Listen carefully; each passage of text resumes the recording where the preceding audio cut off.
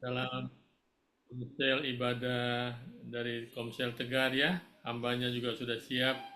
Kita mau memuji Tuhan dulu ya. Sebuah pujian, Engkau ada bersamaku di setiap musim hidupku. Kita barusan melewati ya tahun 2023 dan sudah memasuki tahun 2024. Nah, saya percaya bahwa kita semua sedang dalam keadaan pemeliharaan Tuhan. Tuhan ada bersama kita malam hari ini. Kita menyanyikan sebuah pujian. Haleluya. Engkau ada bersamaku. Mari kita siapkan hati dan pikiran kita.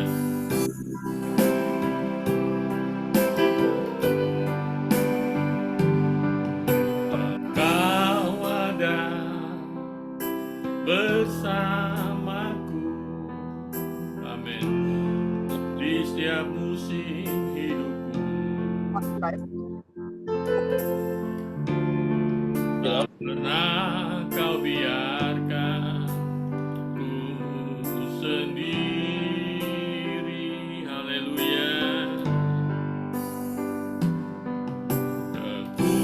Kekuatan di jiwaku adalah bersamamu. Terima kasih Bapa. Tak pernah ku ragukan kasih-Mu. Engkau ada bersamaku. Engkau ada bersamaku di setiap musim hidupku. Tak pernah kau biarkan ku sendiri. Amin. Kekuatan di jiwaku, yes Lord, adalah bersamamu. Amin. Tak pernah ku ragukan kasih-Mu. Haleluya. Bersamamu Bapa,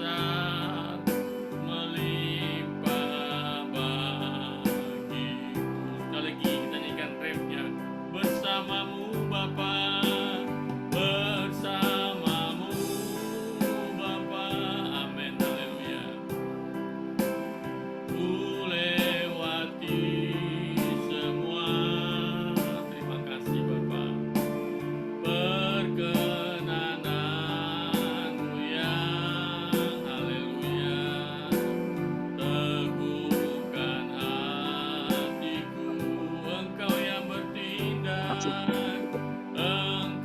yang bertindak, memberi pertolongan. Haleluya. Anugerah-Mu besar, melimpah bagiku. Anugerah-Mu besar, anugerah-Mu besar, melimpah bagiku. Anugerah-Mu besar, anugerah-Mu besar, melimpah bagiku. Haleluya. Silakan Pak Yugo. Terima kasih Bapak, pada malam hari ini Tuhan kita akan berponsel Tuhan di Tegar, di mana Tuhan berilah hikmat-Mu pada Pastor Pak Yakob Esra Tuhan untuk membagikan firman-Nya Tuhan, di mana Tuhan bisa banyak memberkati orang-orang kelompok kami pada malam hari ini Tuhan, tutup dengan darah-Mu Tuhan Yesus Kristus dari apapun serangan, intimidasi, pikiran-pikiran apapun Tuhan. Terima kasih Bapak, semoga kelancaran internet kami semuanya berjalan dengan lancar Tuhan sampai nanti Tuhan. Terima kasih Bapak, di dalam nama Tuhan Yesus kami berdoa Tuhan. Amin. Haleluya. Saudara, kita sebelum mendengarkan firman Tuhan, saya rindu kita menyanyikan sebuah lagu tentang kasih Yesus. Kita diingatkan kembali untuk mengingat kasih-Nya, ingat kebaikannya yang sudah kita terima sepanjang 2023 sampai 2024. Haleluya. Kita menyanyikan pujian ini, ingat kasih-Nya, ingat kebaikannya.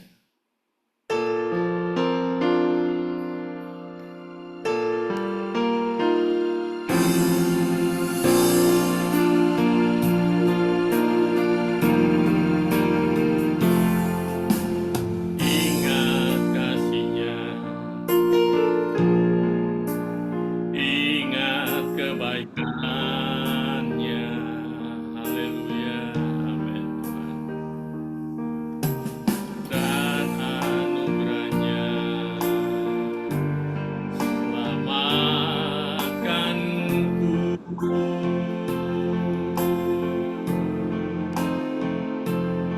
Sebab kasih-Nya setinggi langit. Amin. Kasih setia Allah pada kita,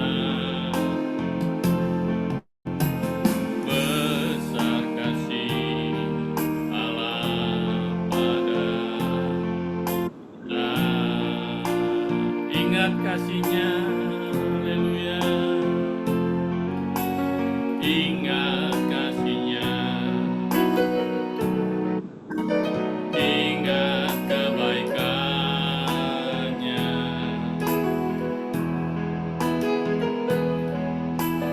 dan anugerahnya selamatkanku.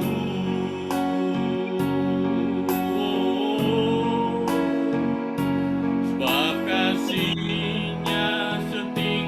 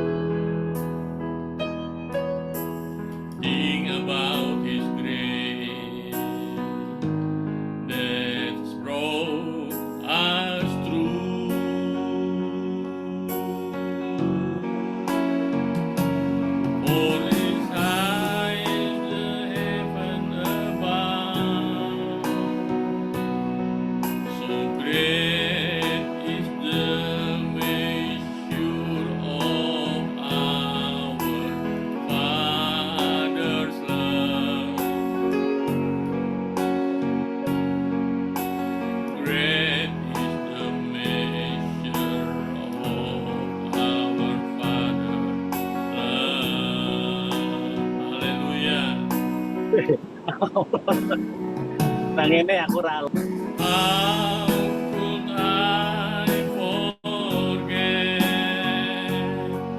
His love?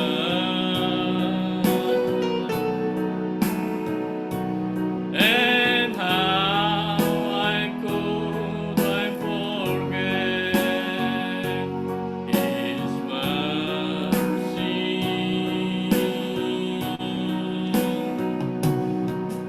He satisfied.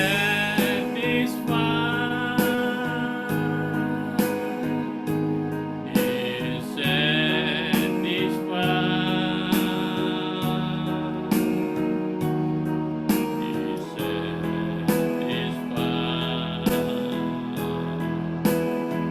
my desire.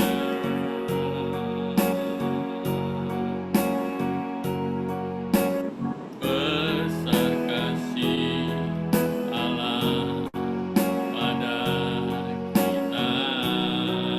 Amin. Haleluya.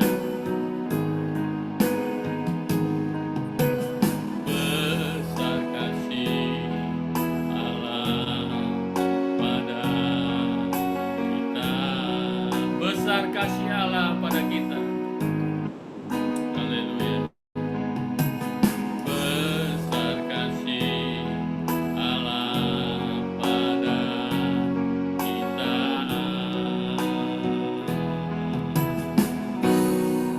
Besar kasih Allah pada kita.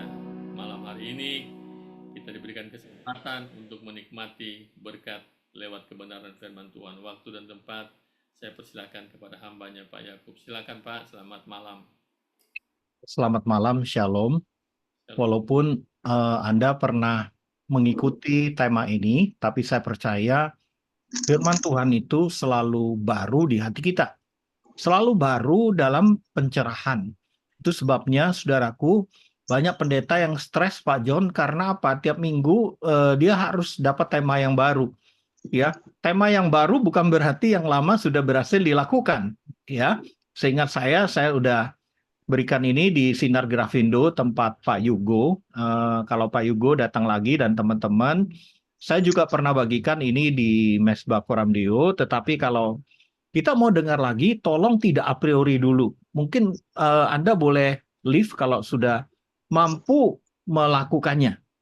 Ya, Anda silahkan kalau misalnya sudah live sudah mampu gitu, saya udah mampu, saya nggak perlu lagi, nggak apa-apa. Tapi kalau belum, ya harus diulangi lagi kayak SPK gitu ya, saya pengikut Kristus ya. Anda ke Israel aja bisa sampai belasan kali ya kan, tapi dengar firman kalau kita belum mampu melakukannya, kita dengar lagi sampai betul-betul kita melakukannya, kita bagikan kepada orang lain juga. Nah, saudaraku, apa sih skema kebodohan ini? Selama bulan Januari ini, mulai dari awal tahun, saya selalu membagikan seperti ini. Skema kebodohan adalah kebodohan yang direncanakan. Masa sih Pak Yakub, kebodohan itu direncanakan? Ya, contohnya misalnya, kita mau tahun ini sukses menghalalkan segala macam cara. Pak John boleh bantu saya jawab. Kalau kita mau sukses menghalalkan segala macam cara, itu kebodohan atau kepandaian, Pak? Kebodohan, Pak. Kebodohan. Dan itu sudah saya dengar dari beberapa teman saya yang bisnis gitu loh. Pokoknya tahun ini mesti sukses saya. Apapun caranya. Ada yang lebih bodoh lagi. Ya, yang udah maaf, wanita udah usia 35, 36 nggak dapat jodoh, dia bilang gini, pokoknya laki saya kawinin, dia bilang. Nah, itu skema kebodohan bagi saya. Terus ada yang lagi ngancam Pak John gini, kalau Tuhan nggak jawab doa saya akan tinggalkan kekristenan, saya tidak mau percaya Tuhan lagi. Bahkan ada benar ini terjadi, saya nggak bohong. Saya mau bakar Alkitab. Pak, ini terjadi di sekeliling kita. Setuju nggak Pak John? Setuju Pak. Banyak yang stres Pak. Banyak yang stres, tapi tolong jangan bodoh gitu loh.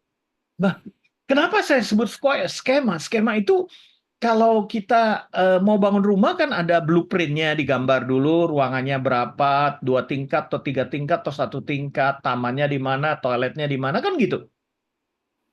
Nah, kenapa ada firman ini? Ini bukan ciptaan saya, saudaraku, ya. Ayo kita baca firman Tuhan ya. Pak John izin ya. Sorry.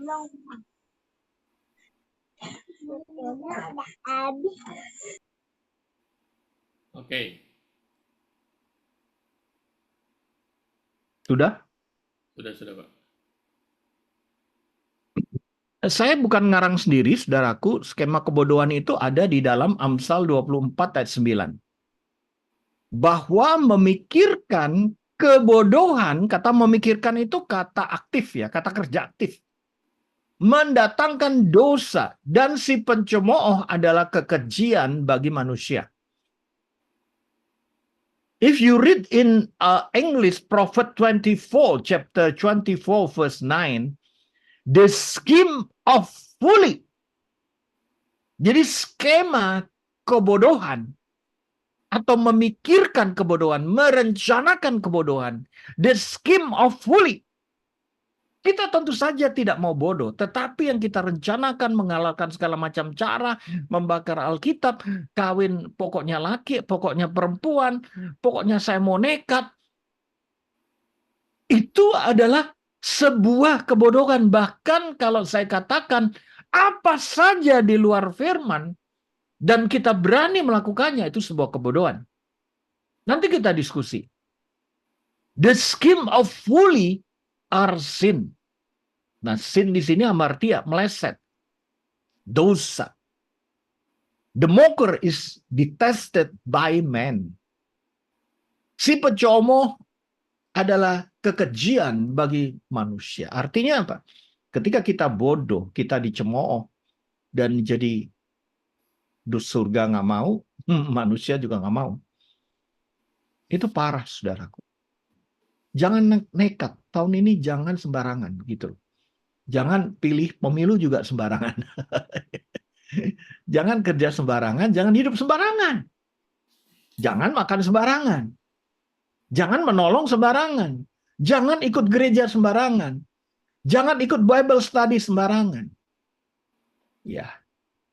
Frasa skema kebodohan dalam Amsal 24 ayat 9 mengacu pada rencana atau tindakan yang didorong oleh kebodohan atau ketidaktahuan atau kebenaran. Kurangnya akal sehat, tidak berakar dalam firman atau penilaian yang baik.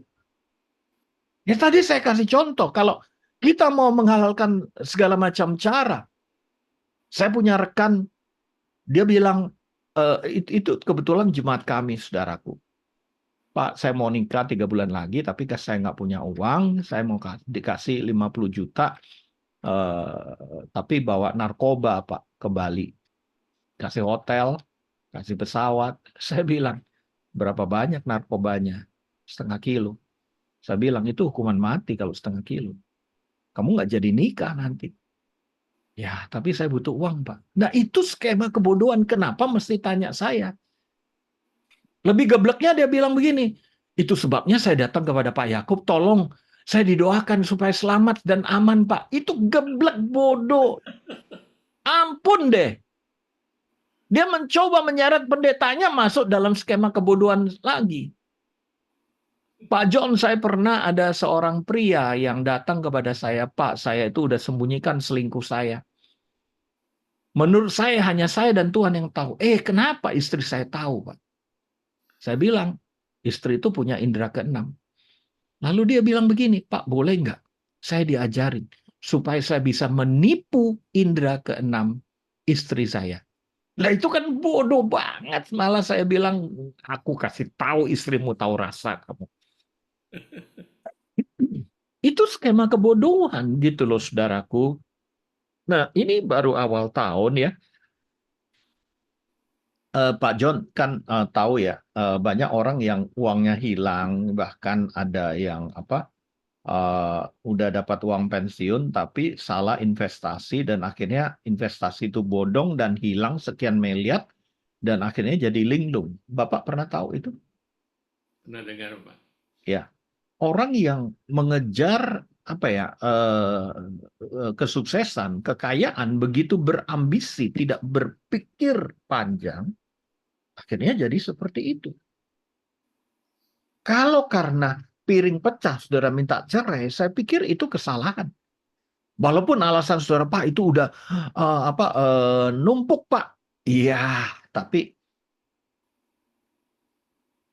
pilihlah alasan yang, aduh, jangan gitulah, gitu. Jangan gitu, jangan bodoh menurut saya.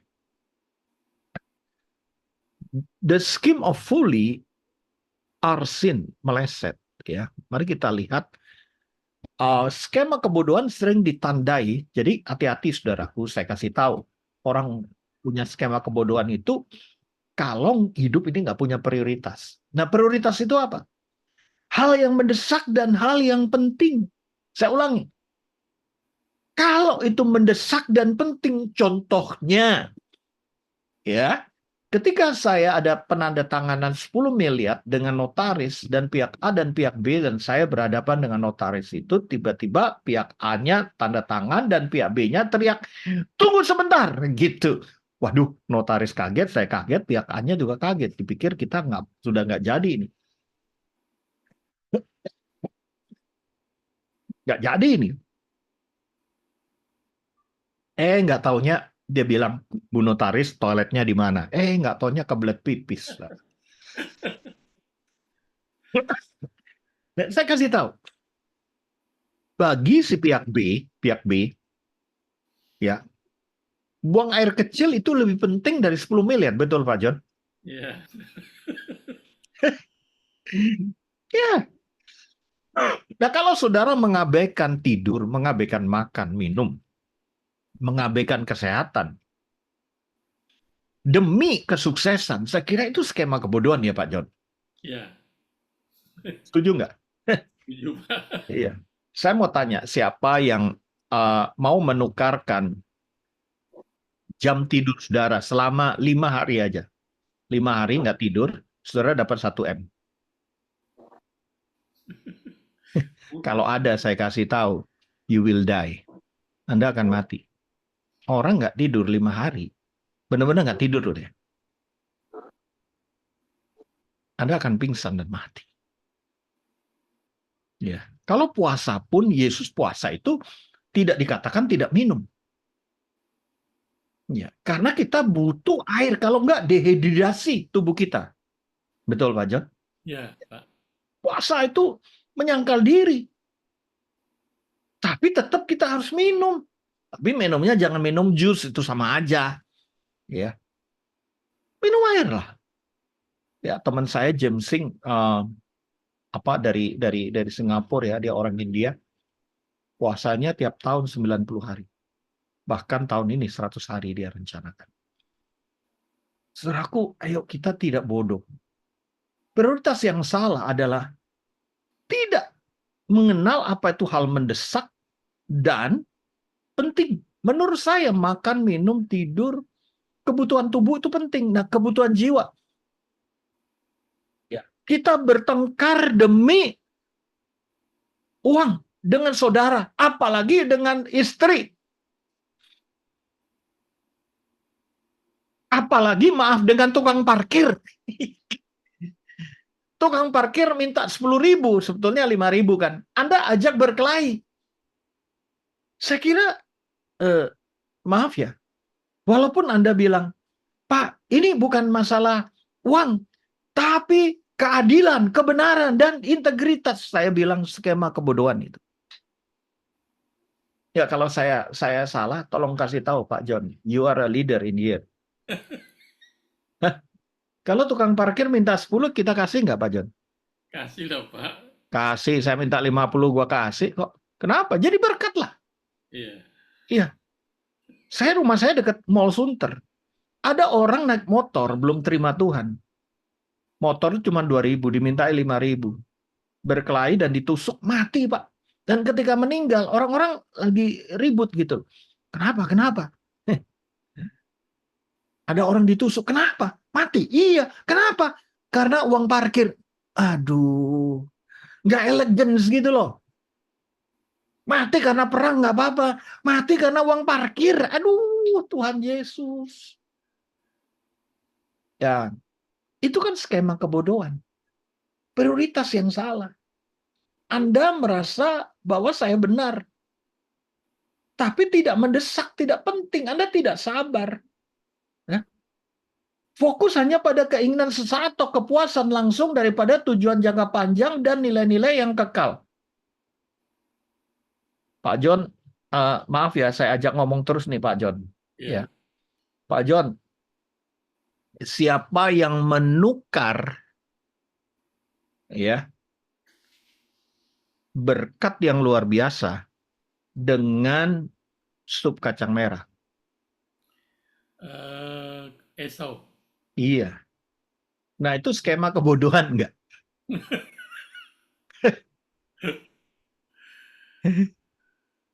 Dan iblis itu sering memberikan jebakan seperti itu, saudaraku. Pak John, saya ada seorang hamba Tuhan di ya saya nggak sebut tempatnya. Dia pelayanan di luar negeri, Pak. Pelayanannya di Thailand. Nah, kita tahu negeri Thailand itu kan peperangan rohaninya luar biasa ya, Pak ya. Suami istri, Pak. Suami istri. Pendeta, Pak. Setelah 3 kali khotbah, dia mau tidur. Istrinya bilang, ayo kita pijat. Suaminya bilang, aduh saya capek, saya tidur aja. Nggak apa-apa, ikut aja lah. Kan saya di sampingmu. Dan kedua hotel ini hotel bersih, hotel bintang 5, plus gitu. Hotelnya bagus gitu, nggak mungkin. Nah, saudaraku, skema kebodohan itu ditandai dengan prioritas yang salah. Kalau saya jadi suaminya, saya mending tidur daripada ikut pijat. Ya kan? Dan istrinya harus dididik, harus ya mesti ngerti gitu loh. Kan istrinya nggak ikut khotbah. Apa yang terjadi, saudaraku? Ini kisah nyata. Ya. Di tempat pijat itu memang suami istri bersebelahan, tapi dikasih apa itu Pak, tirai Pak, tirai ya, yang mijat dua-dua perempuan. Dan saking enaknya dan saking ngantuknya, dua-dua tertidur Pak. Dan si laki-laki pendeta ini, teman saya ini, mimpi Pak berhubungan suami istri. Dan ketika dia bangun, betapa kagetnya Pak. Ternyata itu tukang pijatnya sudah di atas dia Pak. Mohon maaf ya. Saudara ngerti apa yang saya maksud? Ya. Dan saya tanya, Pastor, ketika kamu tahu itu nggak benar, kenapa kamu tidak dorong supaya dia jatuh? Dengerin baik-baik, saudaraku. Pak John, dia bilang apa? Saya tidak mampu, Pak. Kenapa? Enak sekali, katanya.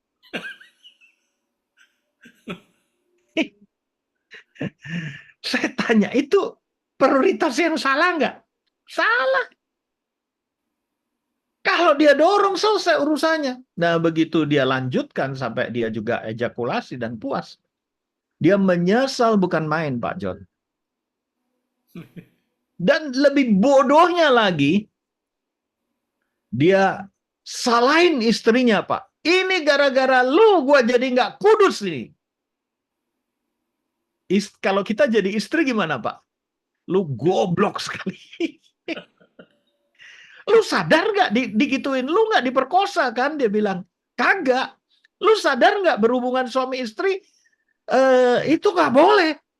Ya sadar. Terus dia ngaku karena kan harus terbuka ayat keterbukaan awal pemulihan. Dia anggota Pria Jati juga. Dia ngaku, ya aku keenakan sehingga aku nggak bisa dorong dia jatuh. Ditempeleng Pak, istrinya telepon saya dan pulang Pak dari Thailand Pak. Malam jam 11 Pak.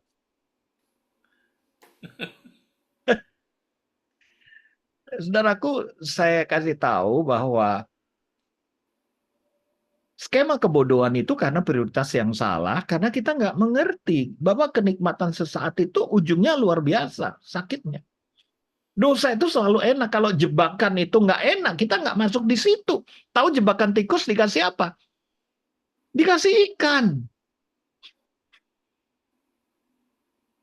Kita tuh tidak akan lemah kalau dianiaya. Setuju Pak John? Ya, Pak. Tapi kita akan jatuh kalau dielus-elus. Betul. Ya. Iya. Kita tidak akan jatuh di war zone. Tidak. Kita akan menang. Kita akan kuat. Tapi kita akan jatuh kalau kita itu hidup tanpa kesusahan sama sekali. Semua ada. Semua dituruti. Lihat Gideon.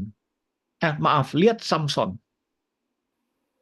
Gitu loh. Lihat Daud. Daud itu kapan jatuhnya? Jam 4 sore. Ketika yang lain perang, dia kagak perang. Dia bangun tidur, mulet sambil menguap. Lalu matanya melihat wanita yang sedang mandi. Dan dia terangsang dan skema kebodohan terjadi. Kenapa Daud jatuh? Bukan karena hawa nafsunya, tapi karena prioritas yang salah. Seharusnya Daud di medan perang. Saudaraku, kalau kita waktunya kerja, kita buat tidur, waktunya tidur buat kerja, itu skema kebodohan. Karena prioritas yang salah. Paham, saudaraku? Ya. Yang kedua, karena ketidaktepatan.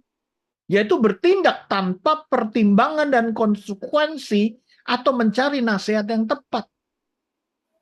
Udah tahu ini bakal salah ini. Udahlah, nggak jelas dikit-dikit nggak apa-apa.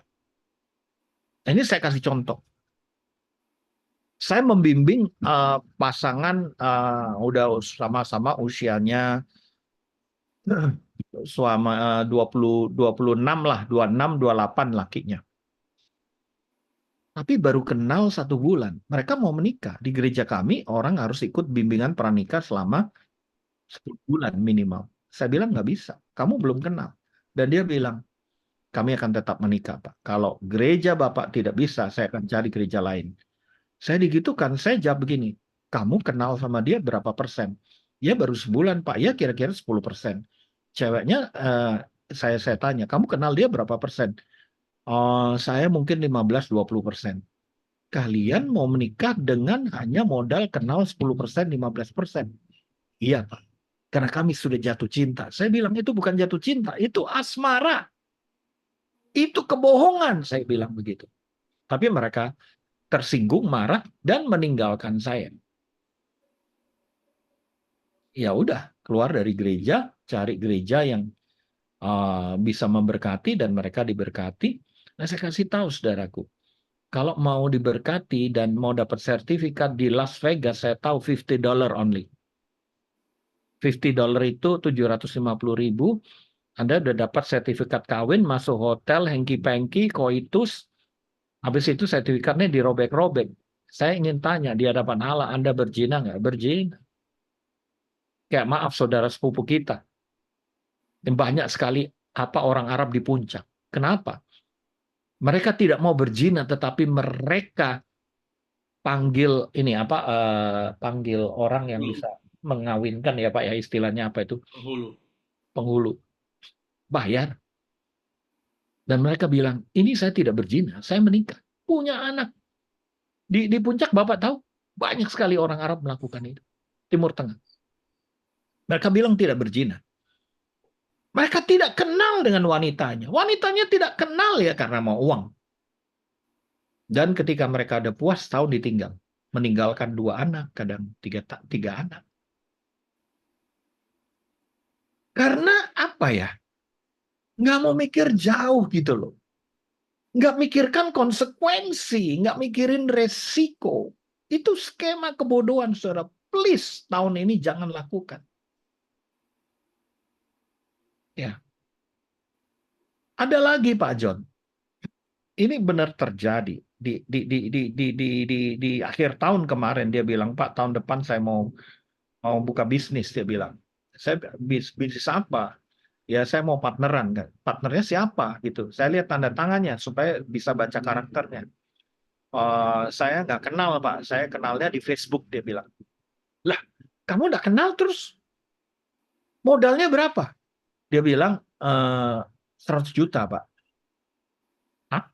Kamu nggak kenal, terus kamu mau transfer 100 juta? Iya Pak. Karena produknya gini, keuntungannya Pak, dalam 1 bulan itu bisa balik 50%, 2 bulan 100%. Saya nggak tanya itu, saya cuma tanya produknya apa. Ya nanti kita bicarakan Pak, dia bilang. Jadi kamu nggak kenal kasih 100 juta? Iya Pak. Saya bilang, betapa bodohnya kamu itu, saya bilang begitu. Terus kalau hilang gimana? Ya, ya nama bisnis kan bisa untung bisa rugi Pak, ya saya nggak rugi.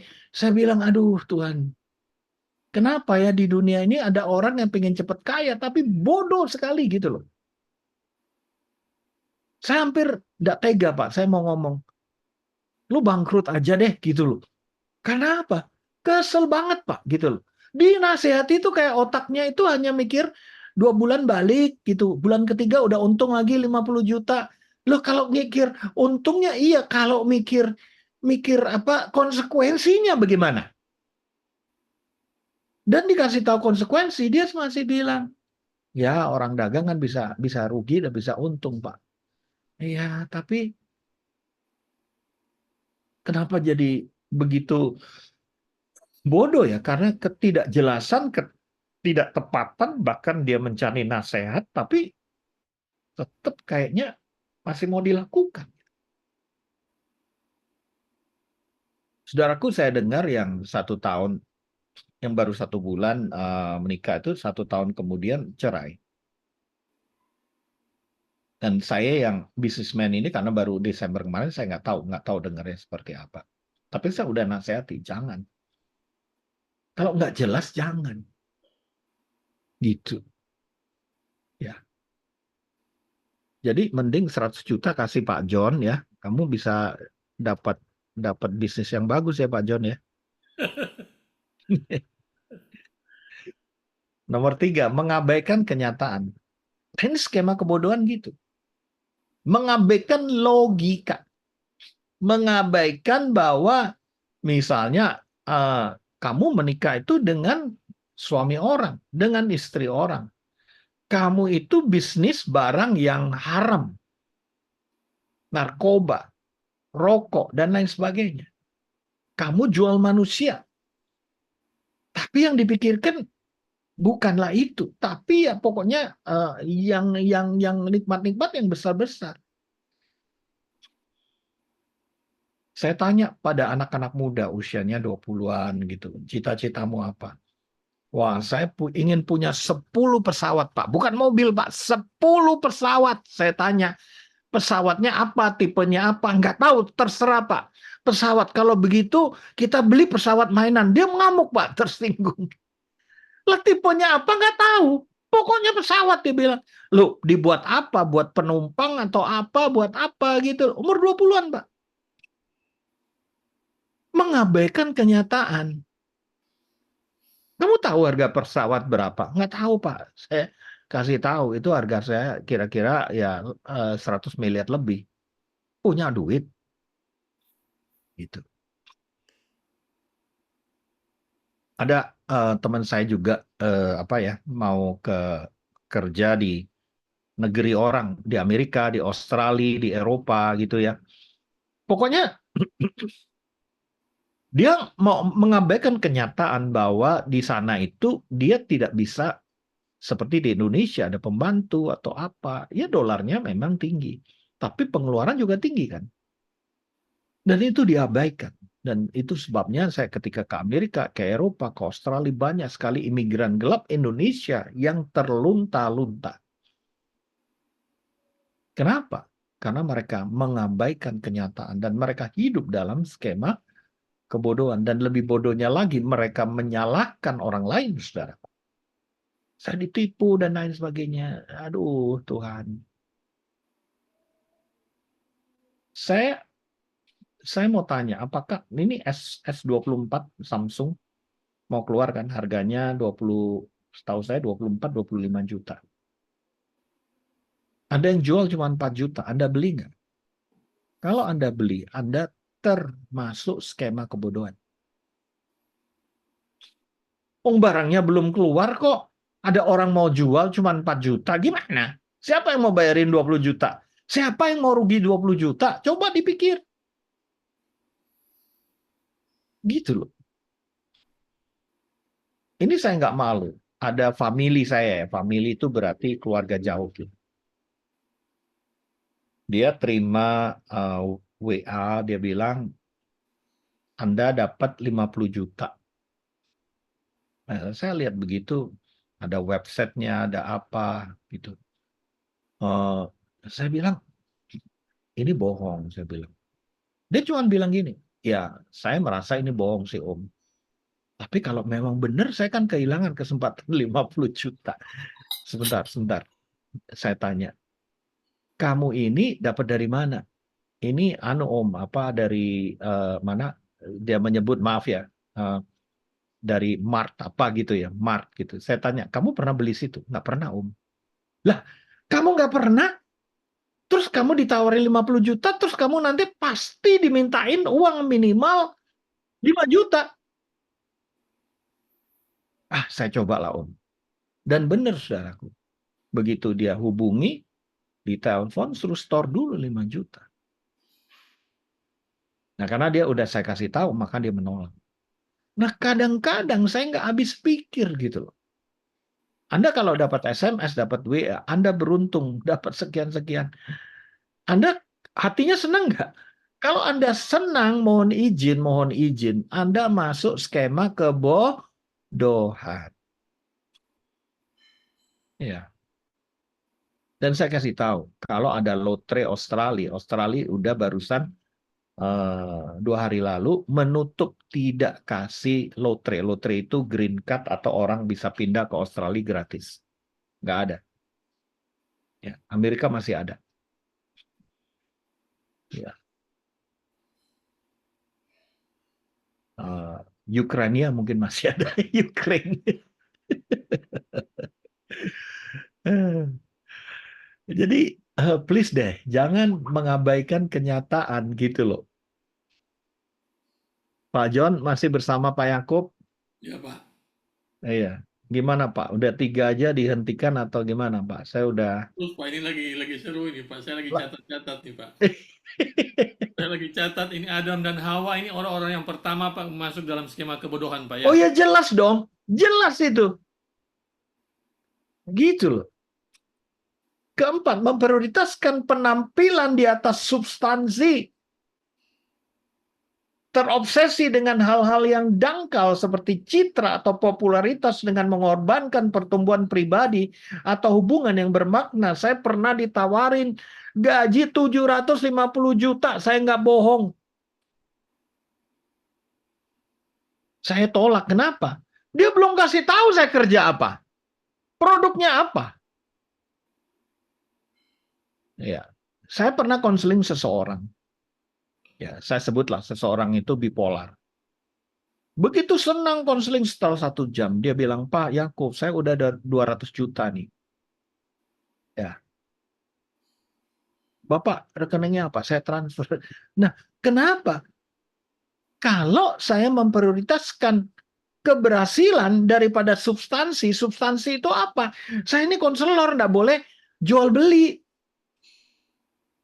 Ya, saya ini nggak boleh diiming-imingi dengan apa ya, hal-hal yang di luar substansi.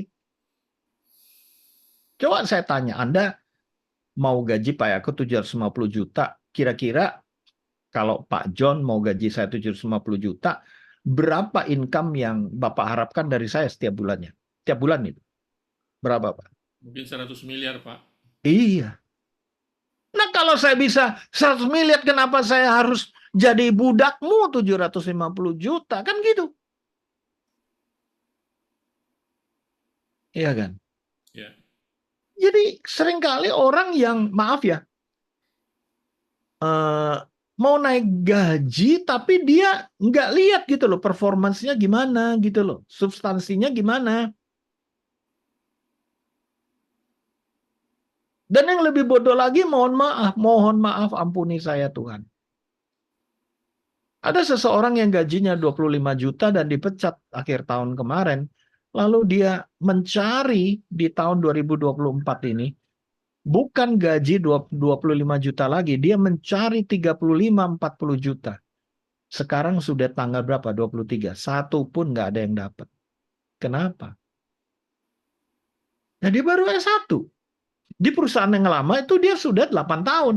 Sekarang dia nggak mau mulai dari nol lagi, Pak. Bayangin, Pak. Dengan alasan, ya gaji saya sudah segitu. Padahal kalau dia mau kerja, Pak, dia bilang ada 5 perusahaan yang siap menerima dia. Begitu dia minta gaji 35, 45, atau 50. Ya mereka jiper dong, harga dia cuma 25 yang lalu. Substansi dari bekerja itu adalah ibadah. Tapi kan gaya hidup saya turun, Pak. Iya, saya bilang, memang, tapi kan tidak miskin. Kita lebih senang terobsesi dengan hal-hal yang dangkal, citra, popularitas, ya, mengorbankan pertumbuhan pribadi atau hubungan yang bermakna. Kita lebih senang bekerja workaholic sampai anak sakit hati sama kita. Ada seorang anak bilang begini, "Papa, aku mau kerja," padahal baru 9 tahun. "Kenapa, nak?" "Supaya saya bisa beli waktu papa." Apa nggak nangis, saudara, dengar kayak begitu? Kita ngomong bahwa kita mau mendatangkan uang, mau memelihara, tapi substansi dari keluarga adalah hubungan kasih. Ketika kita kehilangan substansi dan memprioritaskan yang lain, kita bermasalah. Dan saya mau bilang di Persekutuan Doa Tegar ini, saya kasih tahu, Pak John dan teman-teman pemimpin yang lain, kalau yang datang 50, jangan sombong. Kalau yang datang 5 orang, tetap jalankan dan bersyukur.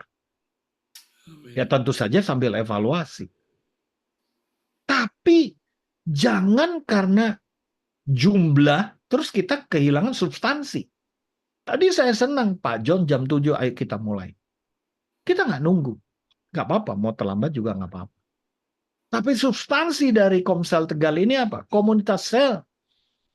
Kalau ada ulang tahun, ayo kita ucapkan atau datang onsite, saling menguatkan, saling mendoakan. Mesbah Koramdio ini apa sih? Ketemu Tuhan namanya Koramdio, bukan ketemu manusia. Ya.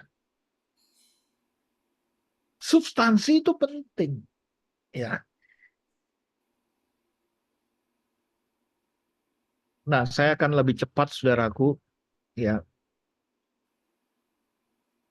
Mengapa skema kebodohan itu bisa membuat kita berdosa? Ayat tersebut menunjukkan bahwa skema kebodohan seperti itu berdosa, yang berarti bertentangan dengan kehendak Tuhan dan merugikan diri sendiri serta orang lain. Menurut saya, cara menghindari skema kebodohan adalah memupuk atau membangun kebijaksanaan. Memupuk dan membangun kebijaksanaan ini meliputi, mari kita lihat. 1. Mencari bimbingan dari Tuhan dan sumber terpercaya. Selain dari Tuhan, juga dari sesama manusia. Dari sumber-sumber yang bisa dipercaya. Jangan sembarangan. Tanyalah pada Pak John, pada teman-teman kita, dan sumber terpercaya. Ya. Jangan Indonesia nanti dipilih paslon nomor sekian. Loh, kamu dari mana? TikTok. Aduh, ampun deh. Kalau kita percaya TikTok yang belum tahu bahwa kebenarannya itu hoax atau tidak, jangan disebarkan, please. Walaupun kelihatan benar. Kedua, bercermin dengan hati-hati sebelum bertindak. Berpikir ulang. Melihat konsekuensinya. Amsal 4:23 bilang apa, Pak John? Jagalah hatimu dengan segala kewaspadaan. segala kewaspadaan, karena dari situlah terpancar kehidupan. Jadi check and recheck itu dimulai dari motivasi hati. Saya mau ngerjakan ini, motivasinya apa sih?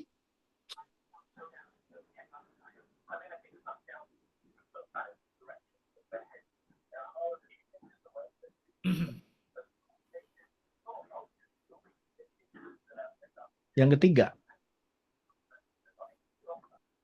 mempertimbangkan konsekuensi dan alternatif potensial. Artinya antara bahaya sama manfaat.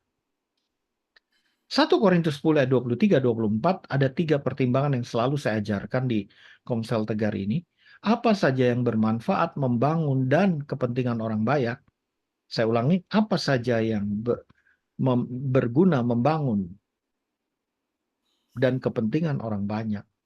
Itu boleh dilakukan. Tapi kalau salah satu enggak, jangan. Berguna untuk diri sendiri, membangun diri sendiri, bukan kepentingan orang banyak, jangan juga. Kepentingan orang banyak, tapi tidak bermanfaat, tidak membangun, jangan juga. 1 Korintus 10 ayat 23-24. Segala sesuatu diperbolehkan. Halal, kata firman Tuhan. Tapi ingatlah, segala sesuatu harus berguna, membangun, dan objektif kepentingan orang banyak. Ya. Keempat, belajar dari kesalahan masa lalu dan pengalaman orang lain. Pentingnya Komsel ini bersaksi bukan hanya keberhasilan, tapi kegagalan, dan didoakan supaya apa? Yang lain tidak menirukan. Yang kelima, fokus pada nilai-nilai yang membawa manfaat, bersifat kekal dan pemenuhan atau keutuhan sejati. 1 Korintus 4 ayat 18 berkata, hendaklah engkau melihat yang tidak terlihat, karena yang terlihat itu sementara dan yang tidak terlihat itu kekal. Yang tidak terlihat itu karakter, iman, kasih, pengharapan, janji Tuhan, kasih karunia Allah. Mari kita fokus pada yang tidak kelihatan, yang membawa manfaat, bersifat kekal. Ya. Haleluya, kami bersyukur kepadamu Tuhan. Yang terakhir, saudaraku, dengan memilih kebijaksanaan daripada kebodohan, kita dapat menghindari jalan yang berbahaya. Saya ulangi, bagaimana kita bisa menghindari jalan yang berbahaya? Jangan terjerumus dalam skema kebodohan. Karena kita mau skema keberhasilan, kebodohan, dan kebenaran adalah pilihan. Ya. Dan yang terbaik adalah skema yang sesuai dengan rencana Tuhan, saudaraku. Mari kita berdoa. Bapa, ampunilah dosa kesalahan kami, termasuk hamba-Mu. Hamba-Mu yang sombong, hamba-Mu yang emosional, seringkali tidak memikirkan bagaimana hati istri, anak-anak bisa terluka, traumatis. Saudaraku, saya juga kena skema kebodohan, padahal saya itu PhD, S3. Tapi kalau udah emosional, kata-kata saya tidak terkontrol, saudara. Bapak, aku pun bersalah. Tapi malam hari ini Bapak, aku cerita tentang skema kebodohan, juga kegagalanku. Izinkan aku berdoa agar saudara-saudaraku tidak gagal seperti aku. Tapi mereka bijaksana. Bapak, ampunilah dosaku, ampunilah dosa kami semua. Agar awal tahun ini sampai akhir tahun nanti, 2024, keluarga kami, pekerjaan kami, pelayanan kami, hubungan sosial kami,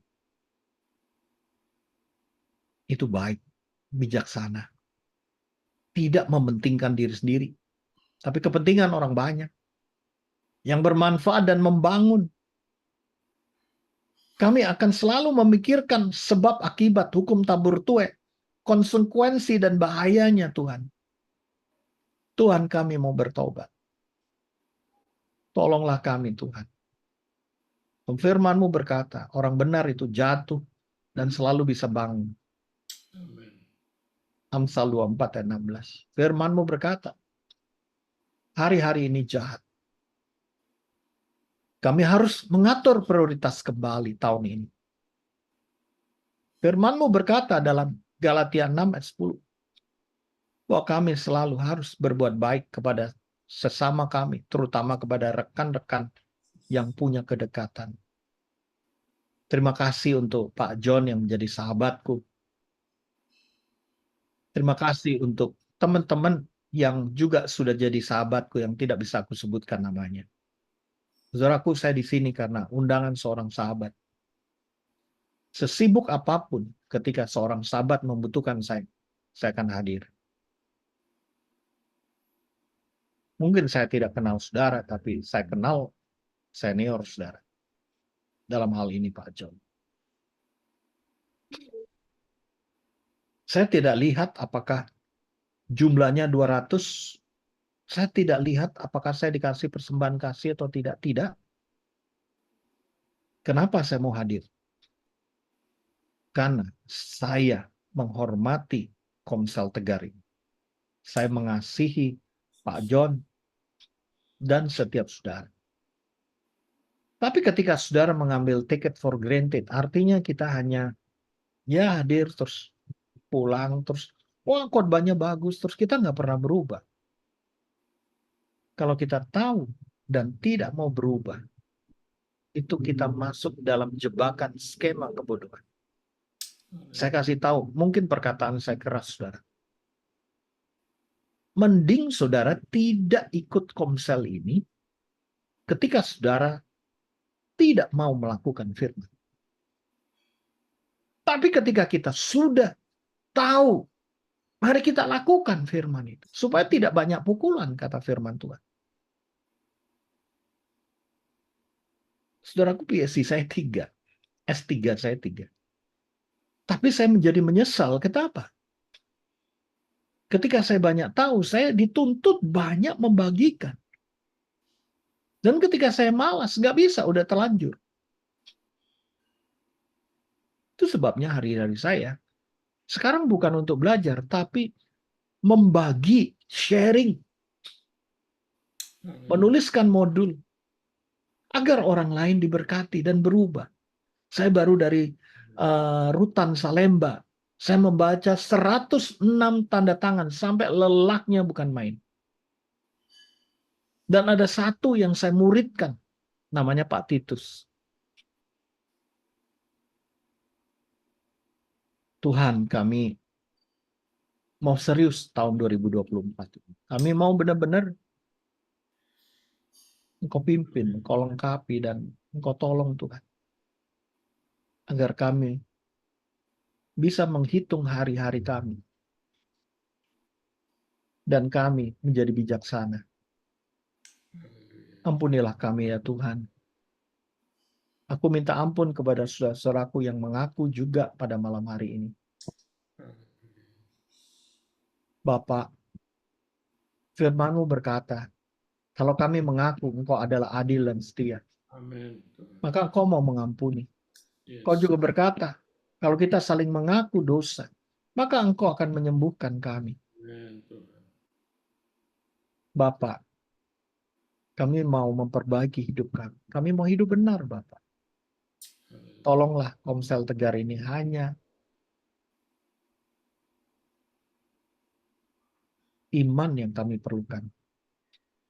Iman bahwa kami mampu melakukan firman. Di dalam nama Tuhan Yesus kami sudah berdoa. Amin. Terima kasih saudaraku. Tuhan memberkati. Terima kasih Pak Yakub. Kami sangat diberkati malam hari ini, saya khususnya Pak ya. Benar-benar kita seringkali terjebak dalam stigma kebodohan Pak ya. Akibat dari mamon. Banyak umat-umat Tuhan terjebak dalam skema kebodohan karena tuntutan hidup. Sehingga rela menukar keselamatan dengan hal-hal yang hanya bersifat sementara. Itulah kebodohan yang saya maksudkan tadi, bahwa kejadian Adam dan Hawa itu mereka terperangkap hanya ingin menjadi serupa dengan Allah, mengetahui segala sesuatu. Ini masuk dalam skema kebodohan yang sampai hari ini menurut saya banyak orang-orang percaya yang terlibat dan jatuh dalam berbagai macam masalah kehidupan sehari-hari. Saya berterima kasih malam hari ini kita dicerahkan kembali, dan saya pingin dari antara kita semua yang ada di sini malam hari ini, mari kita mau membuka hati, membuka diri, bertanya kepada Pak Yakub. Kalau ada yang sudah terlanjur bermasalah dengan apa yang dimaksud oleh Pak Yakub, skema kebodohan malam hari ini, mari kita datang kepada Tuhan. Saya secara jujur masih terlibat dalam skema kebodohan. Jadi saya seringkali jatuh dalam berbagai hal-hal yang saya tahu ini salah, tapi saya masih melakukan. Nah, inilah jebakan, orang bilang jebakan Batman, jebakan yang dilemparkan oleh iblis agar kita semua jatuh, dan itu tujuan iblis, untuk mempermalukan Bapa di sorga. Dan itu menjadi tantangan bagi kita semua, kiranya di tahun 2024 seperti apa yang didoakan oleh Pak Yakub, kita mengalami terobosan, mengalami pemulihan, mengalami hikmat dari Tuhan untuk menghindari skema kebodohan ini. Saya membuka kesempatan untuk siapa teman-teman kita yang mau bertanya kepada Pak Yakub malam hari ini. Beliau memberikan kesempatan kita untuk berdiskusi. Tuhan memberkati. Silakan saudara bisa raise hand atau menyampaikan ini lewat pertanyaan saudara. Makasih, selamat malam semuanya. Malam. Shalom Pak, terima kasih Pak Yakub, Pak Johan kesempatan diberikan. Jadi begini Pak Yakub, saya ini tinggalnya di daerah Rumah Susun. Nah kebetulan beberapa bulan terakhir ini saya suka jalan, ketemu di si A, si B. Ternyata di sini artinya tempat saya kan saya buka suatu komunitas oikumene. Saya mengajak ketemu orang-orang ini, dia ternyata banyak yang tidak bergereja. Saya tanya kenapa tidak bergereja, apa semua. Dengan berbagai macam alasan yang mereka utarakan. Mereka sampai keluar dari gereja, akhirnya ya itu. Mereka merasa lebih happy dengan keadaan sekarang. Ternyata yang saya tanyakan, apa sih, kenapa? Permasalahannya mereka nggak mau lagi beribadah. Oh, mereka yang mereka butuhkan adalah kehidupan mereka sehari-hari yang lebih baik. Karena pada umumnya mereka tidak punya pekerjaan. Dia bilang, kalau kita tidak punya pekerjaan, ya bagaimana kita harus makan? Nah, selama ini bagaimana? Nah, yang mereka memang sangat membutuhkan itu. Makanya mereka menghindar. Kalau bicara tentang gereja atau firman Tuhan, dia bilang udah bosen. Kalau bicara tentang ini firman Tuhan, jadi ya bagaimana kira-kira Pak Yakub untuk merangkul mereka? Caranya bagaimana Pak Yakub? Bawalah ke Komsel Tegar aja. Mereka nggak mau Pak. Saya udah share apa semua, nggak mau Pak. Mereka butuh pekerjaan ini Pak. Pekerjaan dulu yang dibutuhkan Pak. Itulah yang selalu. Kamu bisa memberi pekerjaan nggak? Ya nggak bisa Pak. Saya sendiri nggak kerja. Gimana sih? Ini banyak Pak. Mereka sangat Tuhan bilang, tolonglah yang bisa ditolong dan yang ada pada kamu. Iya. Bagaimana saya bisa menjawab kamu sendiri tidak bekerja, terus kamu menolong orang yang tidak bekerja? Nah, itulah. Pertanyaanmu, kamu sapa saya buta. Bagaimana saya bisa menolong orang yang buta? Itu pertanyaanmu, Jimmy. Maaf ya. Ini mereka ini sangat banyak loh, Pak. Saya tidak tahu. Silakan yang lain menjawab. Kalau saya tidak bisa memberi pekerjaan juga. Kalau gini, saya balik tanya. Di sekeliling saya, di rumah saya, banyak orang yang kena pinjol. Utangnya rata-rata 5-10 juta. Oh. Dan ada 152 orang menurut RT saya. Terus RT saya datang kepada saya, Pak, bisakah Bapak bantu dari 152 ini? Ya, berapa aja yang mau Bapak bantu? Menurut Bapak saya perlu bantu nggak?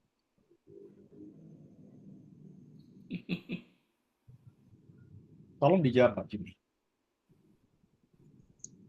Sama ini seperti Pak John juga sama nih, banyak saya teman-teman begitu terlibat seperti itu juga. Nah inilah saya nggak mungkin Pak nggak bisa Pak, jawab. jawaban saya kalau saya ada uang, Pak, saya bantu. Saya bilang, di sebelah rumah saya ada Haji Teguh yang uangnya miliaran. Kenapa nggak minta dia? Saya ini cuma seorang pendeta, Pak. Hidup dari persembahan kasih. Kalau di Komsel Tegar, saya nggak terima apa-apa malah. Bukan nyindir ya, tapi saya mau tunjukkan saya hanya mampu melakukan apa yang bisa saya lakukan, Jimmy. Maafkan saya, kamu bertanya sesuatu yang tidak memikirkan logika. Mohon maaf. Kamu yang harus mengusahakan dirimu bekerja dulu. Jangan ngurusin orang lain. Nanti kamu kena skema kebodohan. Ya, mohon maaf kalau perkataan saya menyinggung kamu, Jimmy. Saya sayang sama kamu. Ya, tolonglah diri kamu sendiri dulu, baru orang lain. Ya, kamu S1-nya di mana? Cuma nggak selesai Pak ya. Kamu Iya, bisa, pelayanan kamu terakhir bisanya apa? Jimmy, kamu bisa apa? Saya Sebut. pelayan. Wah, saya sih bisa. Marketing saya bisa ya. Apa bedanya marketing sama selling? Ya tergantung Pak ya. Artinya marketing yang seperti apa Pak? Kan banyak bidangnya Pak yang saya nggak bisa terlalu Kamu marketing atau selling? seperti barangnya. Kamu Ya. marketing atau selling? Saya marketing, oke.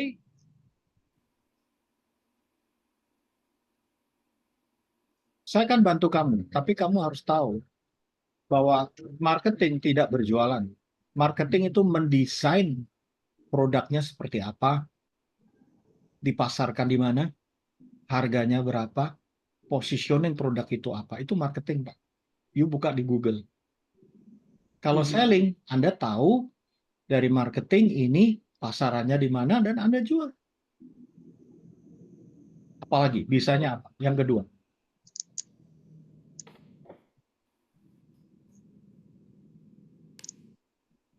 Oke. Pak John kasih nomor saya kepada kamu. Sebagai bukti saya sayang sama kamu. Saya akan gali potensimu, saya akan tolong kamu sampai dapat pekerjaan. Oke? Oke, thank you. Mau? Oke Pak Jo, terima kasih Pak Yakob. Iya, tapi malam hari ini yang kamu tanyakan itu bagian dari skema kebodohan. Mohon maaf. Ampuni saya. Jangan marah. Kalau kamu marah ya nggak apa-apa, saya nggak pernah rugi. Enggak. Gitu. Kalau saya sih sebenarnya lebih termotivasi Pak. Iya, makanya jangan gitu. Kamu marketing sama selling aja nggak tahu. Kamu saya tanyain bisa apa nggak tahu ya kenapa kamu nggak mau belajar kemampuan gitu. Ya aku jadi ngerti kenapa kamu nggak dapat pekerjaan. Itu pun kamu mau nolong orang yang lain yang nggak dapat pekerjaan. Come on, Jimmy. I love you. Oke, Jim. Oke, thank you. Saya bagikan nomor Pak Yakub ke kamu. Iya. Mohon maaf, saudara saya kalau ngomong kayak begini. Ya. Jawa Timurnya keluar, Pak ya. Oke, ada Ibu Mariana Carey. Silakan Ibu Mariana Carey. Ada yang mau ditanyakan? Baru live kelihatannya. Oh, baru live ya? Oke, saya Pak. Oh, ada. Silakan Ibu Mariana. Oh, ada ya? Silakan. Lo itu Yugo dah. Halo. Oi. Oke, terima kasih Pastor Yakob. Neng di Yugo sih, aku mau ngomong sama Yugo dulu. Halo. Di Singapura, Pak. Di rumah. Neng ruangan di. Ini baru makan sama Elisa, sama Grace. Hai. Sama Nike. Aku ngamuk-ngamuk berarti Roy kabel. Kau Mario Jimmy.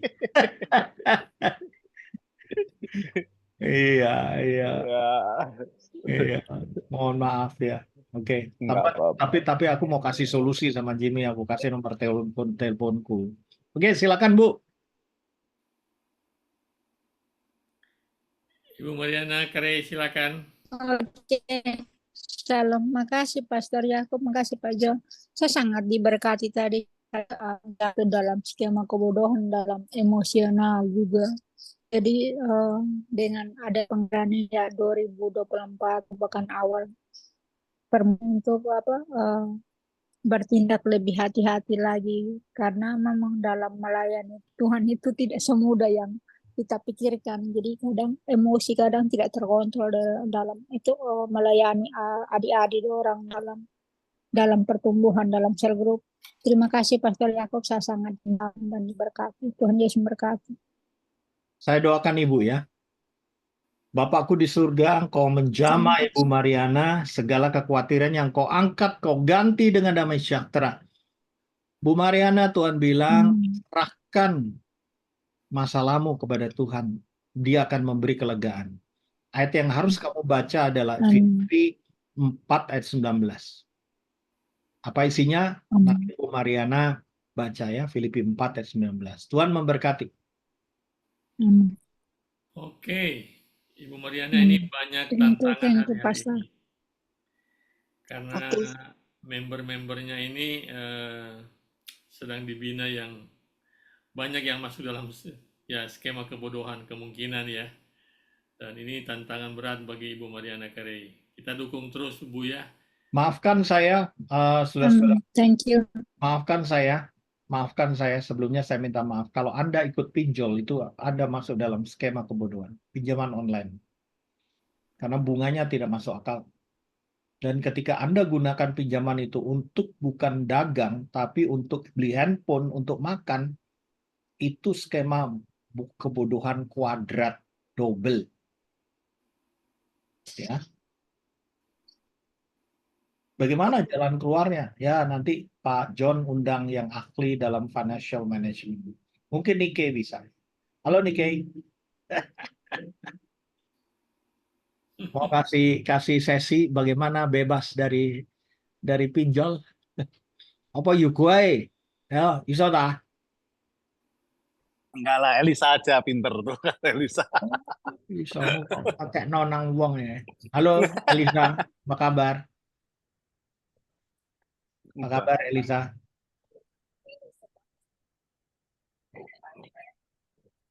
Yuk, silakan Pak John. Ya, masih ada lagi yang mau bertanya? Ya, sedikit Pak dari saya dari Singapura dengan Ibu Nerlin Ginting. Oh ya, silakan. Ini skema kebodohan dengan sedikit tadi pertanyaan Pak Jimmy itu.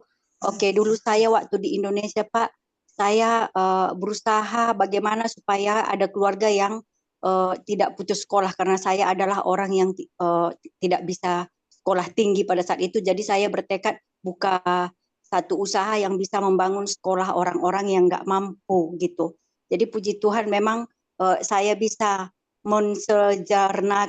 sarjanakan orang ya sekitar 10 orang begitulah Pak. Tapi bukan karena saya ada uang gitu, tapi mereka bekerja di rumah makan yang saya buka, tapi saling menguntungkan lah, mereka bantu-bantu saya gitu, jadi tempat kos gratis gitu. Nah terakhir Pak, saya itu setelah sekarang bekerja di Singapura, ada nilai lebih yang saya lihat, saya pikir begini, kalau mereka tunggu selalu orang-orang yang seperti saya waktu di Indonesia terlalu lama Pak, memang lowongan kerja di Indonesia itu untuk orang yang tidak berpendidikan ya pasti susah lah Pak. Jadi saya bilang sama teman-teman, kalian kuliahkan aja anak kalian yang kalian tidak mampu kuliah, tolong kalian kursuskan bahasa Inggris dan bawa ke Singapura jadi TKW, nggak apa-apa.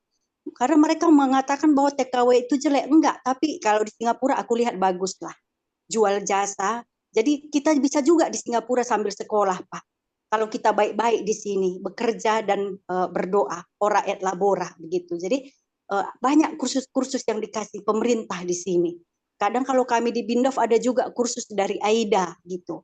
Nah jadi, tapi banyak yang marah sama saya Pak. Dia bilang, mentang-mentang kamu sudah di Singapura begitu. Jadi mereka lebih mau bertahan di sana, antri dengan kuliah, memaksakan diri dengan kuliah padahal tidak ada biaya, lebih baik sama mereka kuliah itu jual sawah berhektar-hektar dengan ada nama sarjana S1, S2-nya, tapi mereka menganggur gitu Pak. Jadi apalagi ada teman-teman sekarang yang sudah sarjana pun katanya nggak cukup itu biaya untuk mereka. Ayo kemari, aku bilang ya, malu dong kita udah sarjana masa jadi TKW gitu. Jadi maksud saya Pak, saya mendukung teman-teman yang di Indonesia perbaiki bahasa Inggrisnya. Banyak pekerjaan lowongan kerja, ada ke Taiwan, ada ke Jepang. Kan kita cuma kontrak 2 tahun, ada modal kita bisa pulang.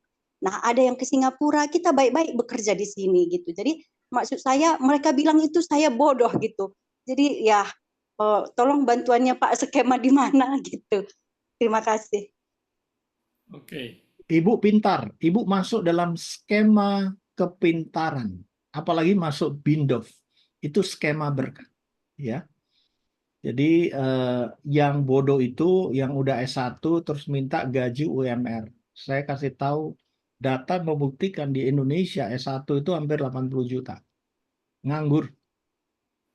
Kalau Anda bisa bersaing dengan mereka, ya silakan. Tapi menurut saya apa yang disampaikan oleh Ibu siapa tadi?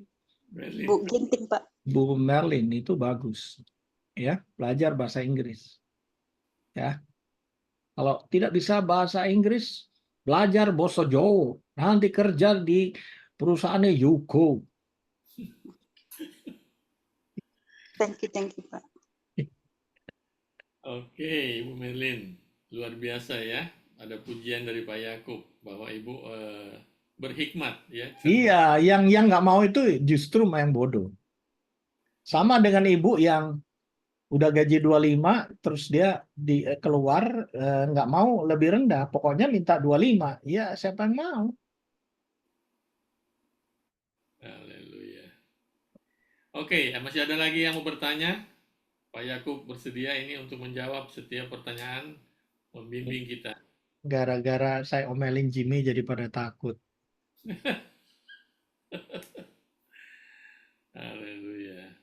Tapi banyak hari-hari ini Pak Yakub orang-orang yang ya saya katakan karena kebutuhan ya, kemudian menghalalkan berbagai macam cara sehingga terlibat dalam masalah-masalah yang lebih parah lagi lebih parah lagi kemudian mereka meninggalkan Tuhan, mempersalahkan Tuhan dan menganggap karena Tuhan dalam firman Tuhan itu banyak berjanji dan hamba-hamba Tuhan seringkali memberikan harapan yang over ya kepada jemaat. Sebenarnya tidak salah, memang itu firman Tuhan.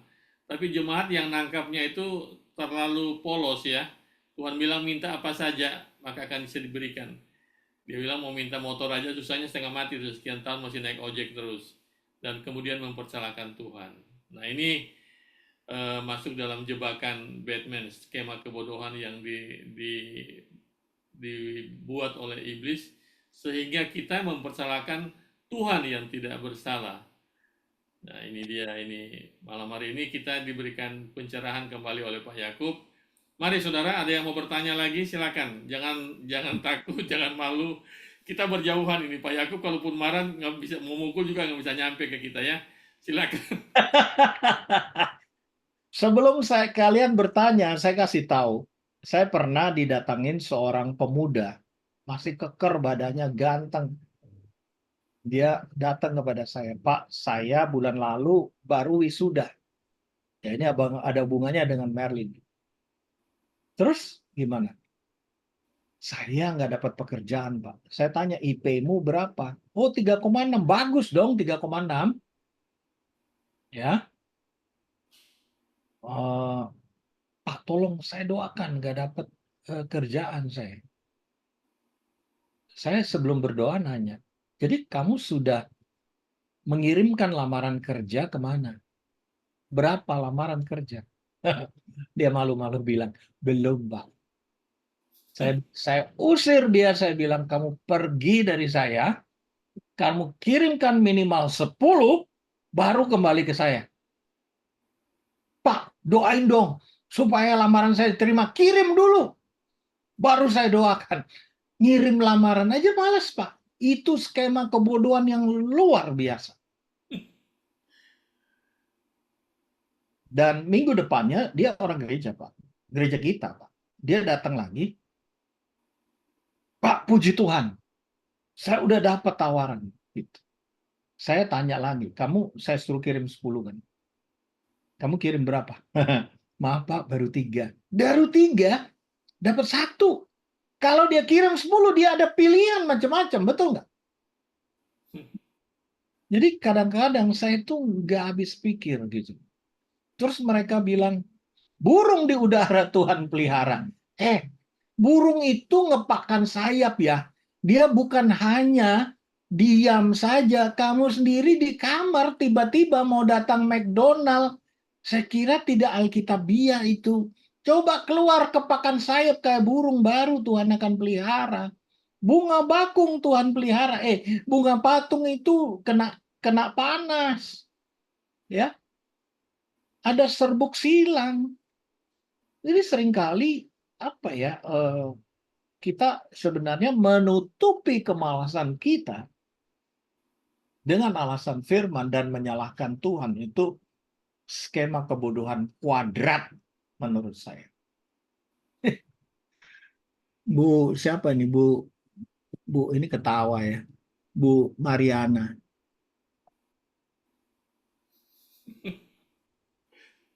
You go.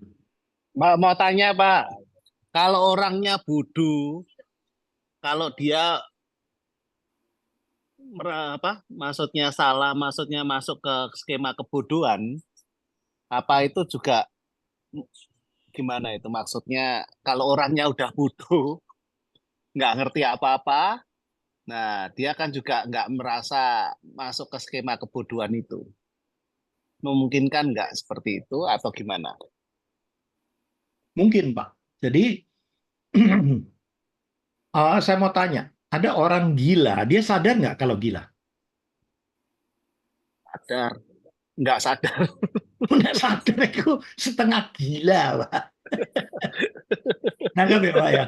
Kalau orang bodoh dan tidak menyadari, ya bisa dimaklumi Pak. Bisa dimaklumi gitu.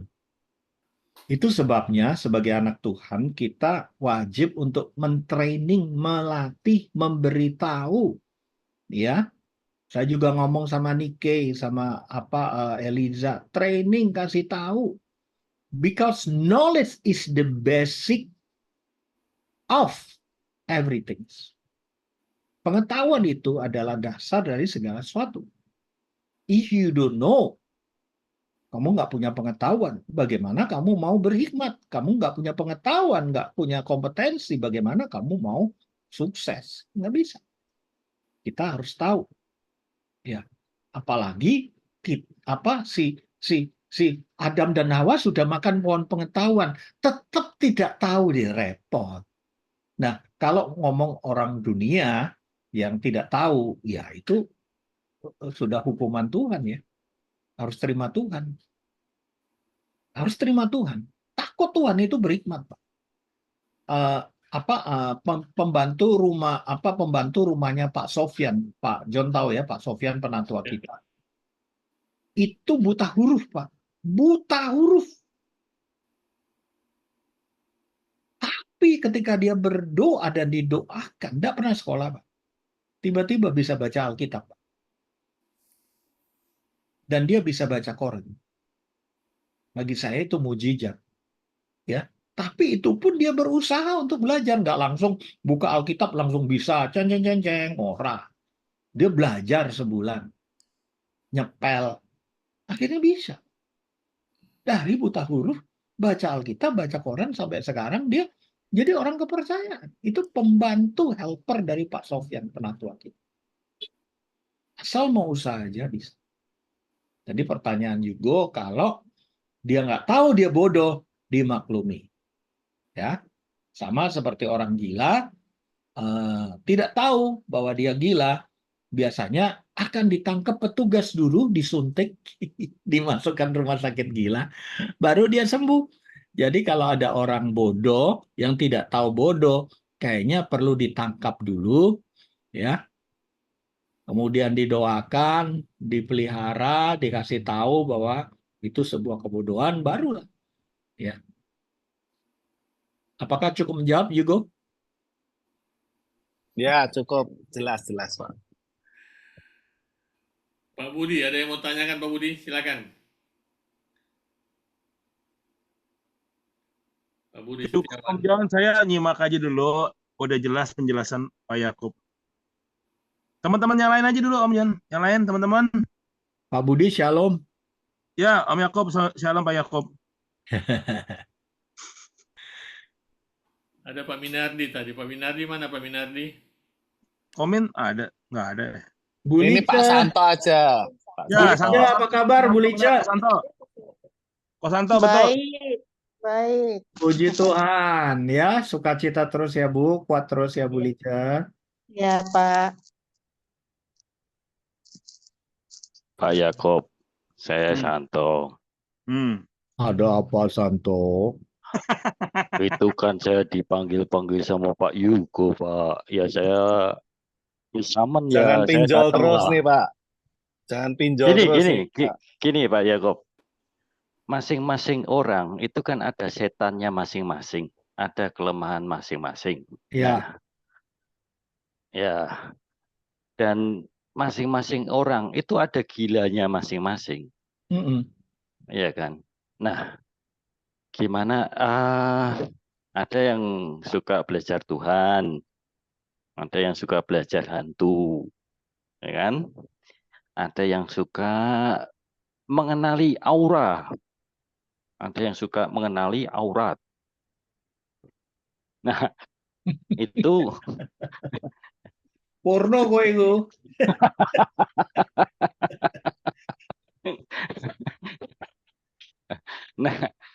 Nah, kadarnya kita masing-masing, gilanya kita masing-masing, itu kan susah juga ya Pak ya.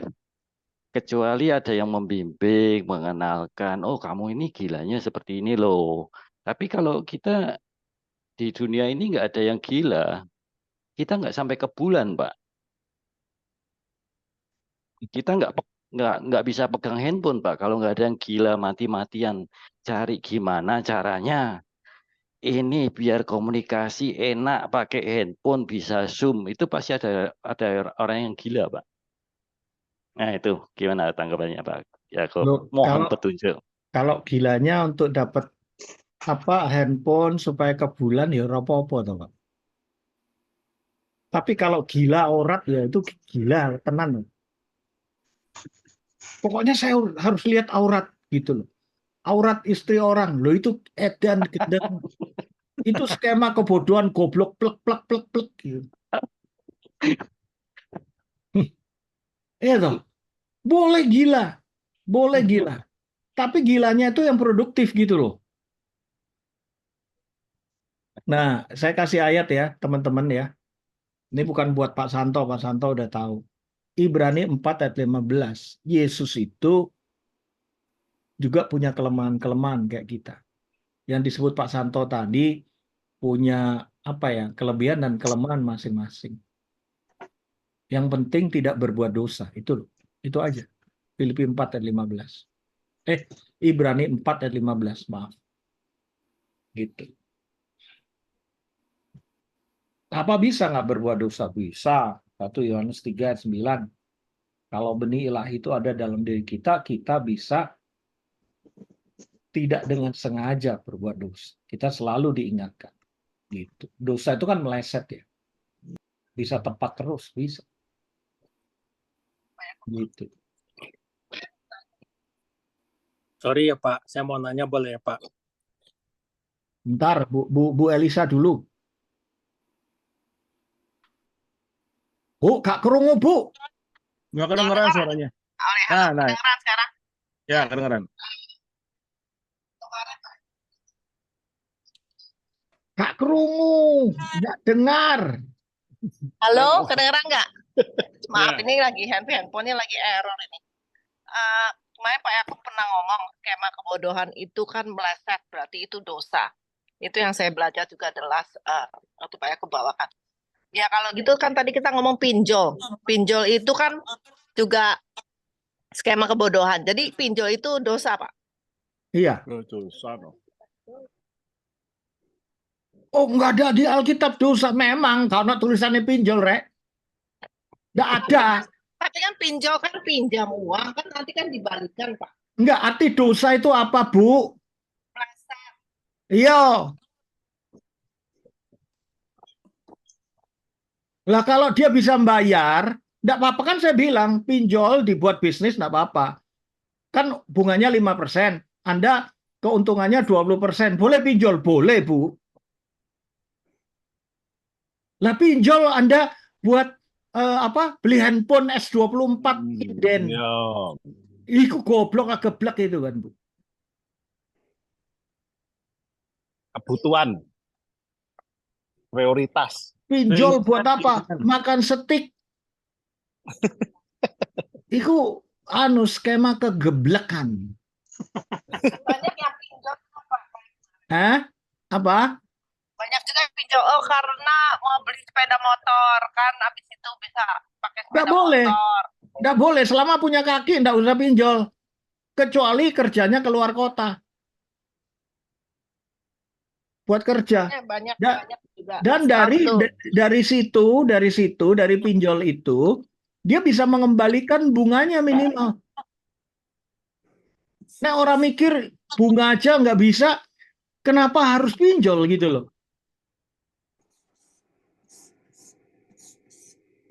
Mending utang karo kayak Pak Yugo ora karo bunga. Iya toh? Oh no. Betul, mending utang karo Yugo. Ayo. Yugo suka ngutangi wong, mari ngono dibujuki. Kowe nek ngutangi wong ora ndelok wonge sapa, iku kowe skema kebutuhan lho. Hati-hati lho. Dulu, sekarang enggak. Amin. Haleluya, haleluya. Haleluya. Yang lama Sekarang yang nge-approve banyak. yang lama sudah berlalu, yang baru sudah datang. Haleluya. Kon sebelahmu ono Elisa. No, yo nek ndak ono Elisa piye ayo. Ya podo, Pak, jawabannya. Tetap Oke, sama. Pak Gerald, shalom. Ya, thank you Pak. Saya mau nanya mengenai Pak Jimmy ya. Saya sangat tertarik tuh dengan ceritanya Pak Jimmy ya. Cuma saya kurang jelas tadi Pak Jimmy bilangnya apa ya? Maksudnya banyak yang sekitarnya yang tidak ada, yang jobless gitu kan. Pak Jimmy, lokasinya di mana kalau saya boleh tahu Pak Jimmy? Rumah susun Pulau Gadung kalau nggak salah ya. Rumah susun ya Pak di Pulau Gadung. Apron, Dakota. Kenapa Pak? Cakung ya Pak. Wah, Bapak itu haleluya juga tuh AC-nya jalan Pak. Pak, itu yang dekat Pulau Gadung ya Pak ya? Apa? Sini dekat Mitra. Mitra yang di mana? Mitra Kemayoran. Yang dekat Sunter. Di Atlet. Ya Pak? Ya Pak? Pak. Hah? Di mana Pak Jimmy? Atlet. Dekat Wisma Atlet. Oh, Wisma Atlet. Oh, rumah susun dekat Senayan ya, Senayan. Bukan, Wisma Atlet yang ada di Kemayoran, Pak. Kemayoran. Oh iya. Dekat apartemen Puri Kemayoran. Oh. Berapa banyak itu Pak yang kira-kira jobless Pak? Berapa banyak kira-kira Pak di situ Pak? Yang mana Pak? Yang Bapak cerita belum kata ada pekerjaan. Yang sekitarnya banyak yang jobless. Sangat banyak Pak ya, sangat banyak. Ya, banyak ya Pak. Pak Gerald buka lapangan pekerjaan Pak. Bukan, saya tertarik itu supaya saya bisa bobo. Dengar ceritanya saya sangat happy.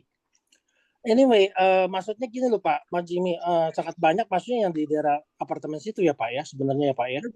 Betul sekali Pak. Oh, tapi tenang-tenang aja ya Pak ya. Kelihatannya Bapak juga tenang-tenang aja, ada damai sejahtera. Iya lah Pak, yang penting sehat dulu Pak dulu.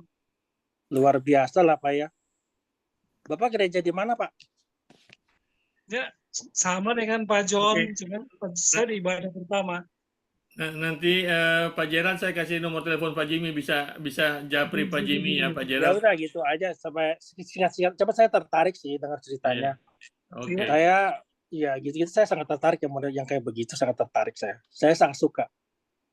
Saya hanya ingin mendengarkan ceritanya atau mencarikan solusi Pak. Oh enggak ada solusinya. Saya cuma mau nanya-nanya lagi. Cuma ingin tahu aja keadaannya. Iya, karena nggak jelas situasinya itu Pak. Jadi saya mau tahu. Tapi Oke. ngelihat Pak Jimmy juga sukacita begitu, saya juga happy juga lah. Ya itulah Saya dalam juga Tuhan, ikut. Pak. Iya, Ya, happy lah Bapak, kita. saya dekat dengan Pak Min, Pak Minardi.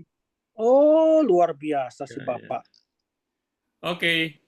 Ya. Ibu Margaret, ada yang mau ditanyakan ke Pak Yakub? Ada Ibu Noni, Ibu Lita. Ada Pak Rama ini ya. Pak Rama atau Ibu Rama ini? Silakan, ada yang mau bertanya?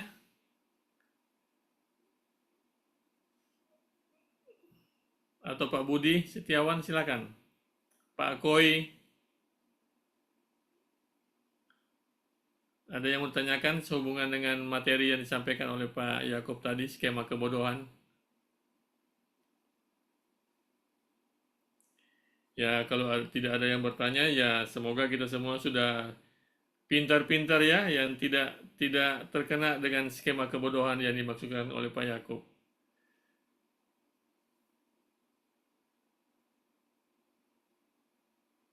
Masih ada lagi?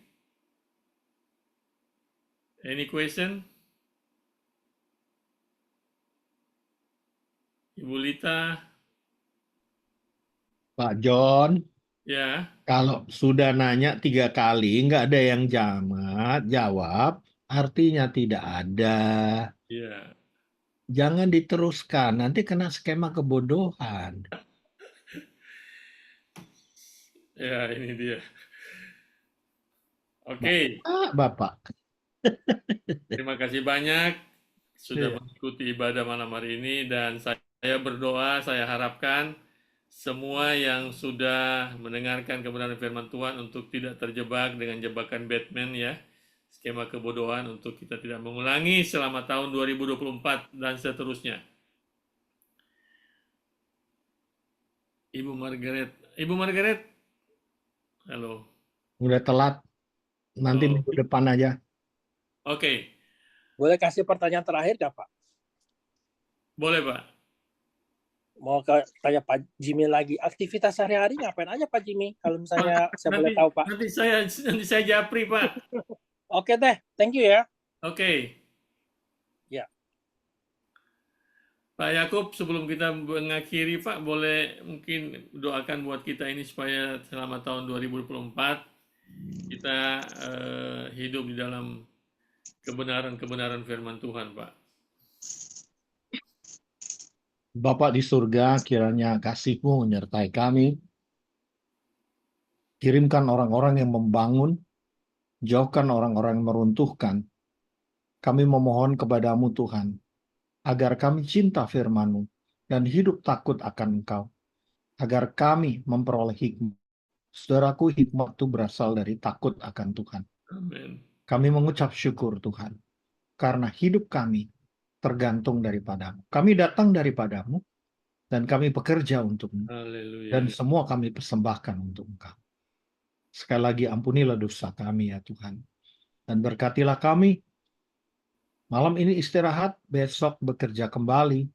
Minggu ini, akhir bulan ini, di bulan depan, sampai akhir tahun ini. Kami percaya bersama Tuhan, Engkau memberikan pekerjaan yang baik buat kami semua. Di dalam nama Tuhan Yesus kami sudah berdoa. Amin, amin, amin. Amin. Terima kasih Pak Yakub. Tuhan Yesus memberkati Pak ya. Terima kasih Pak Yakub dan Teman semua, Pak Yugo, thank you. Ibu Lita, Pak Koi, Pak Yakub semua. Ibu Rolin, Ibu Nerlin. Jangan dikat, oke. Ya, salam sehat semuanya. Yuk, nanti saya Margaret, thank you ya. Yuk, terima kasih. Oke.